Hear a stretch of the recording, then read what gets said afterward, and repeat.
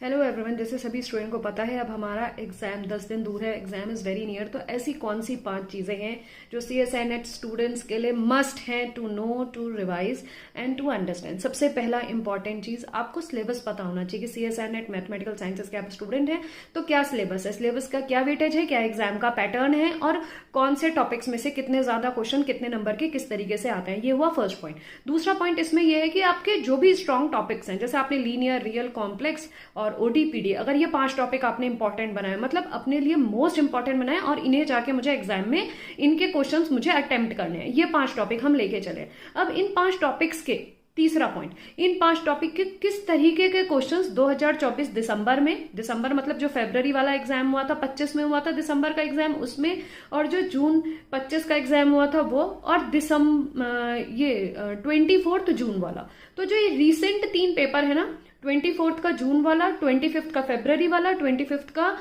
जून वाला, ये 3 recent paper को अपने जो भी स्ट्रॉन्ग टॉपिक तुमने किए हैं ना, उनके क्वेश्चंस कम से कम 3 से 4 बार एनालिसिस करके सॉल्व हो जाने चाहिए। ये नहीं कि हम एग्जाम देने वाले हैं ये दिसंबर 2025 का और क्वेश्चन पेपर्स हम 2021 के, 20 के और 18, 19, 15, 17 के लगा रहे हैं। नहीं, जो क्वेश्चन का पैटर्न है, जो इस समय क्वेश्चन का पैटर्न आएगा, आप हमेशा समझिए या खुद एनालिसिस भी करिए। अगर 2025 दिसंबर में पेपर होने वाला है तो इसका जो पैटर्न आएगा या जो लेवल ऑफ क्वेश्चंस आएंगे, जो जून में आया होगा या जो फरवरी में आया होगा, उससे 19-20 ही होगा ना, या तो थोड़ा सा कम होगा या थोड़ा सा ज्यादा होगा या उसके बराबर होगा। मतलब अप्रोक्सीमेट हम हिंदी में बोलते हैं कि 19-20 का ही अंतर रहेगा, है ना। तो वही 19-20 का अंतर आपको एग्जाम में देखने को मिलेगा। कोई टॉपिक हल्का आसान मिल जाएगा जिसको आप कहते हो कि इजी टू मॉडरेट आ रहा है, कोई टॉपिक जो पिछली बार इजी टू मॉडरेट आएगा वो आपका थोड़ा हाई लेवल का आ जाएगा।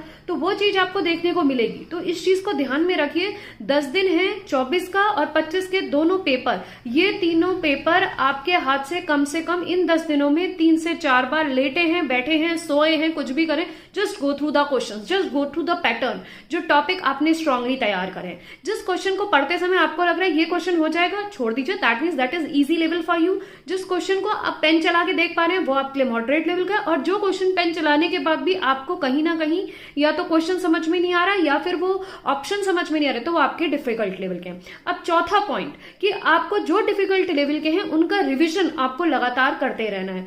5वां पॉइंट, जहां पे आप फंस रहे हैं उनका रिवीजन तो करिए, साथ में एक बार जरूर कोशिश करिए कि थ्योरी पॉइंट ऑफ व्यू से भी उस टॉपिक को एक बार रिवाइज कर लीजिए। तो ये 5 पॉइंट्स CSI नेट स्टूडेंट्स के लिए it's must to do. Thank you.